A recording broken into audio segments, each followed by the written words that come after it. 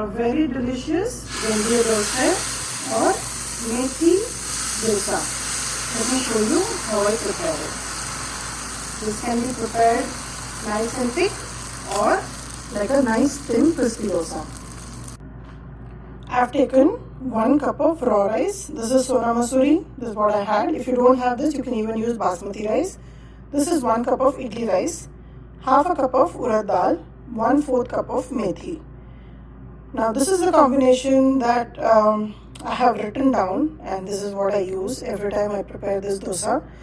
If you don't have idli rice, you can use 2 cups of any raw rice that you have, but preferably 1 cup of raw rice and 1 cup of idli rice makes the best batter and gives the best outcome as well. So I'm going to first add all of this together, wash it a couple of times till the water runs clear, and bring it back. I've washed the rice and the urad dal. Now here I'm going to add the methi seeds. Now allow this to completely soak and bloom for about 2 to 3 hours, and then we'll make a fine paste out of all of this. It's important not to add the methi seeds while you're washing the rice and urad dal, because otherwise it'll lose its nutrition, and we want the soaked water from the methi seeds while we grind, which is why we added the methi towards the end. The rice and the dal and methi, everything has been soaking for about 4 hours now. I'm going to start putting this in portions in my Vitamix jar and make a smooth paste. Now because this is a high powered jar, it can get heated up. So I'm going to add a little bit of ice at the bottom, then top it up with this in portions and make a smooth paste. The batter is ready and it's nice and smooth, and because of the amount of methi seeds that we have added, it looks a little yellow, which is absolutely normal. Now there is some magic about mixing the batter with your hand, although it's my least favorite thing to do. It will ferment well, so mix it well. I've added some salt so that it will flavor the batter. Just mix it like so. It's not a very thick batter if you notice, but it's a nice and smooth batter. And it will be a little slimy because when the methi seeds soak and we grind, it gives out a slimy texture. So just mix it like so. Keep it in a vessel which has enough room for it to ferment.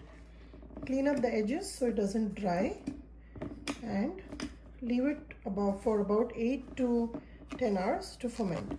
Now in cold countries, I suggest you just turn on the light in the oven, put in a hot tawa which will warm up the interior temperature, and keep the batter for fermentation. I'll show you the batter in the morning. The batter has fermented very well. If you notice, there's a lot of air bubbles and it has almost come to the brim of this vessel. I had to change it because I felt it will overflow in that other vessel. So this batter is now ready to use. Now if you notice, this is a little thick. So anytime I'm going to use it, take it out in a small vessel, add some water, dilute it a little, and make dosas. I'm going to show you how to prepare. Now I'm going to make the dosas for breakfast here. So just take just a little bit. This is a nice and bubbly fermented batter. I'm going to make about 2 to 3 dosas right now. Just about 3 ladles.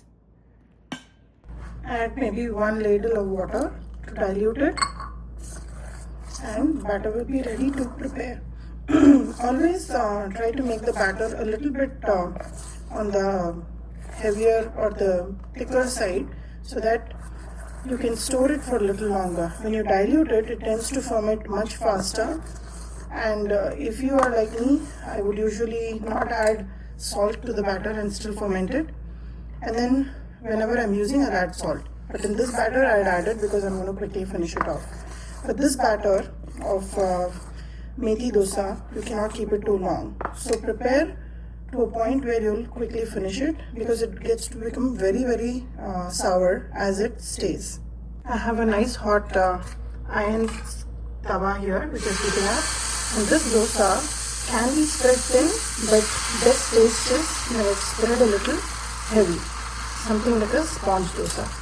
Just like this, and I'm going to spray some oil around.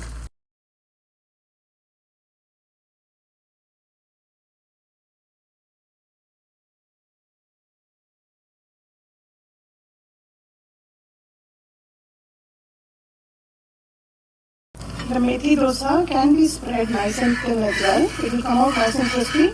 But the best taste is when you make it a little thick, like a set dosa or a sponge dosa. This is the Vendaya dosa. Very soft, yet has some crispy edges. This Vendaya dosa is ready to serve.